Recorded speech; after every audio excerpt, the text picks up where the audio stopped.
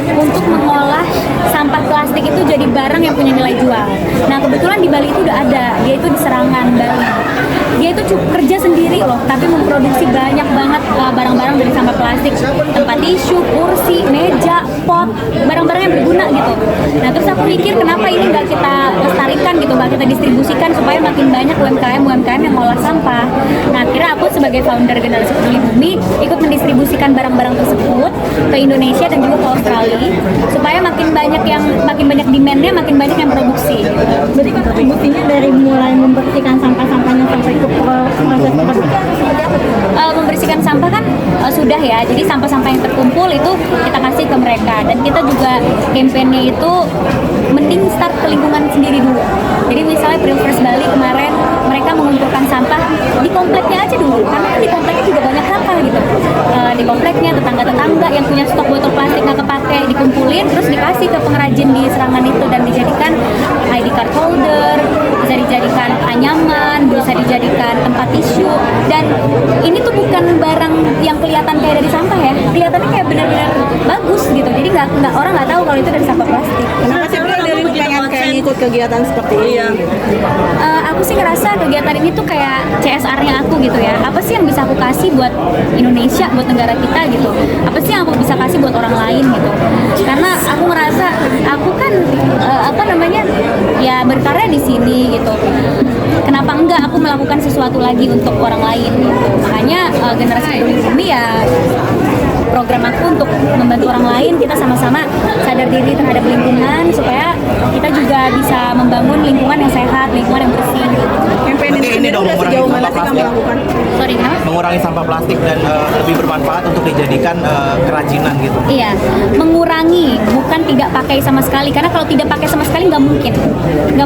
Masih ada pabrik sedotan dan pabrik plastik dan pabrik yang lain. Kita nggak mungkin bisa stop 100%. Tapi yang bisa dilakukan adalah mengurangi dari diri sendiri dulu. Itu yang aku lakukan. Jadi kalau misalnya aku beli kopi atau apa, aku bawa tumbler sendiri. Terus di restoranku pun diterapkan campaign. Kita masih pakai plastik, tapi kalau kamu ngembaliin plastik ke kita kasih potongan harga. Karena kita bisa olah lagi plastik itu. Gitu. Jadi benar-benar dikurangi sebisa mungkin, udah nggak pakai sedotan plastik lagi. Kemana-mana bawa alat makan. Jadi yang tadinya tas aku kecil, sekarang nggak bisa pakai tas kecil karena isinya banyak, tempat makan, garpu, sendok, sumpit, sedotan, tumbler gitu. Cuma ya harus dimulai dari diri sendiri sih. Dan aku juga encourage orang lain tuh bukan, ayo stop ini, nggak kayak gitu. Aku dimulai dari diri sendiri dan lingkungan terdekat dulu gitu. Awalnya kenapa sih pernah maksudnya kamu benar-benar tergerak gitu? Dari awalnya berapa? Triggernya aku diving, terus di karangnya banyak sampah, jadi aku sedih gitu. Jadi aku diving waktu itu bukannya liburan malah jadi mungut-mungutin sampah di karang gitu. Akhirnya aku mikir ini gimana ya biar orang tuh nggak buang sampah di sungai terus ngalir ke laut atau nggak buang di laut gitu. Kadang ada diver nggak bertanggung jawab, sampahnya nggak mau dikip di kapal, jadi dia nggak mau kapalnya kotor, buang aja keluar gitu. Gimana ya aku bisa ngasih tahu mereka gitu. Ternyata aku sama partnerku juga punya keresahan yang sama. Akhirnya kita bikinlah asosiasi Generasi Peduli Bumi. Selain dari barang-barang yang digunakan itu, mungkin ada nggak sih dari penampilan atau enggak dari pakaian-pakaian yang dipakai dari yang ini ke lingkungan gitu?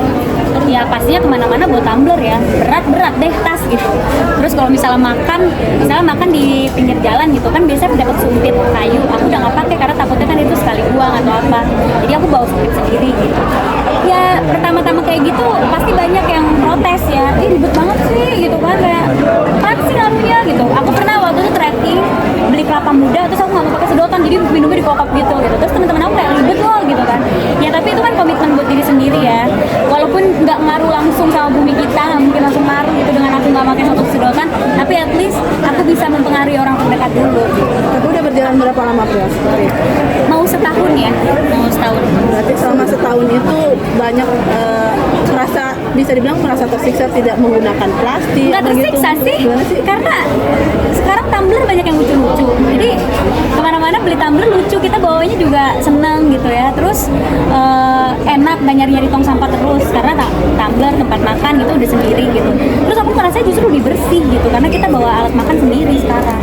Terus kresek bawa tas belanja gitu, jadi juga lebih enak, lebih simpel justru kita. Berarti sebenarnya di rumah udah nggak ada sama sekali sampah plastik dong? Kalaupun ada kita kumpulin gitu dan dikasih ke yang bisa mengolahnya gitu, atau dipisah sampahnya, yang organik yang basah supaya bisa diinin lagi, yang recycle. Selain peduli soal lingkungan juga kan Kak Prilly soal budaya juga kayak dari batik dan sebagainya itu seperti apa? Kalau itu mah harus ya, kan itu adalah budaya kita ya. Makanya aku juga mungkin sering teman-teman lihat aku kalau event, walaupun eventnya nggak ada Indonesia, aku tetap pakai kain gitu. Aku ngajar juga pakai kain, ngajar jadi dosen pakai kain gitu. Karena aku suka, menurut aku pakai kain tuh anggun, simple, dan lucu aja gitu. Kita bisa jadi Kartini modern. Berarti salah satu gerakan dari Kak Prilly untuk mengubah penampilan atau seperti apa? Nggak mengubah, yang mengubah kali ya itu ya, jadi pakai kain terus ya. Yang nggak tahu sih, aku seneng pakai kain gitu. Bahkan ke Toronto aja aku pakai kain, nampak kebaya gitu. Dilihatin orang sih ini baju apa gitu, tapi kan aku bangga karena orang jadi ngeliat terus nanya. Itu jadi salah satu media promosi juga nggak sih buat kamu bahwa oh ternyata Indonesia punya kain-kain yang bagus segala macam. Iya banget, karena waktu aku di Kanada, aku sama temen aku tuh pakai kain, itu kita diberhentiin orang, karena orang mau lihat motifnya. Kalian tuh pakai apa sih? Terus aku sampai ditanya, kamu dress kayak gini tiap hari di negara kamu? Terus aku bilang iya, kan kita kan emang sering kan pakai kebaya sehari-hari. Iya, kita ngerasa kayak ini banget, underdress banget di sebelah kamu karena kamu bajunya bagus, kainnya bagus. Dan itulah kebanggaan ya di saat kita bisa ngejelasin kain-kain dan baju-baju ciri khas dari Indonesia. Motif dari mana sih yang paling kamu suka? Pokoknya anything batik lah, aku kan nggak ngerti ya ini batik dari mana, nggak ahli di situ ya. Tapi yang pasti aku anything yang sesuai dengan warnanya, dan sekarang kan kain tuh udah banyak modelnya kan, serut ada yang apa, itu semua aku beli sih. Berarti udah banyak banget ya koleksi kain-kain ini. Banyak, ada yang asli yang kita harus pakai penitian sendiri, ada yang udah dijadiin rok, ada yang udah disebut, yang mana aja lah yang gampang dipakai. Perubahan penampilan sendiri ini sejak kapan? Paling nggak, belum berubah banyak ya, setahun inilah aku berubah penampilannya, lebih sering pakai rok, lebih sering pakai baju formal gitu. Tapi itu juga karena ada perubahan profesi gitu kan, sekarang aku udah jadi dosen praktisi, aku udah nggak bisa ngasal lagi kalau pakai baju gitu, nggak enak kalau ketemu mahasiswa aku gitu. Jadi ya lebih rapi aja sekarang. Lebih menyesuaikan ya berarti ya? Lebih menyesuaikan antara formal gitu. Iya, lebih menyesuaikan gitu. Karena juga kadang aku kerja, misalnya ke kantor dulu nih, habis itu baru ke tempat lain ya. Kan di kantor aku nggak mungkin bajunya ngasal. Jadi ya sekarang lebih tertutup, sopan gitu. Kalau bisa ya lebih rapi. Nah, lagi senang ajar apa nih Pril sama teman-teman kuliah gitu lagi pengen ajar apa gitu. Kalau aku sih emang kalau ngajar itu bukan aku yang milih ya, tapi mereka naruh aku di mana. Kalau misalnya di UGM kan aku ngajarnya di Fisikol, tapi kalau di Udayana aku di Fakultas Ekonomi. Jadi yang satu bisnis, yang satu komunikasi gitu.